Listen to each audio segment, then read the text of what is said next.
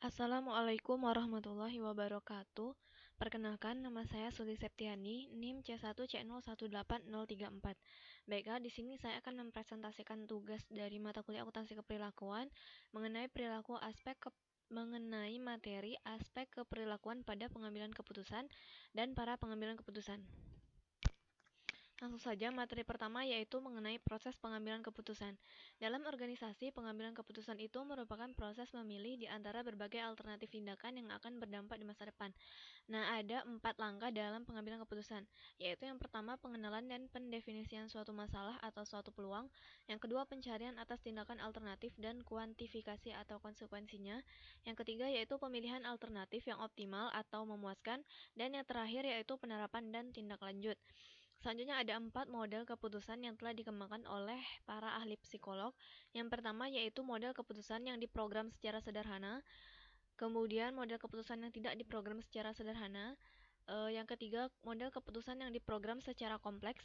Dan yang terakhir yaitu model keputusan yang tidak diprogram secara kompleks. Materi selanjutnya mengenai pengambilan keputusan organisasi. Di sini ada 15 subbab. Yang pertama yaitu perusahaan sebagai unit pengambilan keputusan. Yang kedua resolusi semu dari konflik. Kemudian menghindari ketidakpastian, pencarian masalah, pembelajaran organisasi, manusia sebagai para pengambil keputusan organisasional. Selanjutnya kekuatan dan kelemahan individu sebagai pengambilan keputusan. Kemudian peran kelompok sebagai pembuat keputusan dan pemecah masalah. Selanjutnya fenomena pemikiran kelompok. Kemudian fenomena pergeseran yang beresiko atau dampak dari diskusi kelompok. Selanjutnya kesatuan kelompok, pengambilan keputusan dengan konsensus versus aturan mayoritas, kontroversi yang disebabkan oleh hubungan atasan dan bawahan, pengaruh dasar kekuasaan, dan yang terakhir yaitu dampak dari tekanan waktu. Selanjutnya pengambilan keputusan oleh pendatang baru versus oleh pakar. Nah, ada 3 komponen tugas analisis keuangan yang telah dibagi oleh peneliti. Yang pertama yaitu pengujian informasi. Nah, studi ini menunjukkan bahwa baik para pakar maupun para pendatang baru menerjemahkan informasi keuangan dalam istilah-istilah kualitatif dan menggunakan metode-metode yang serupa.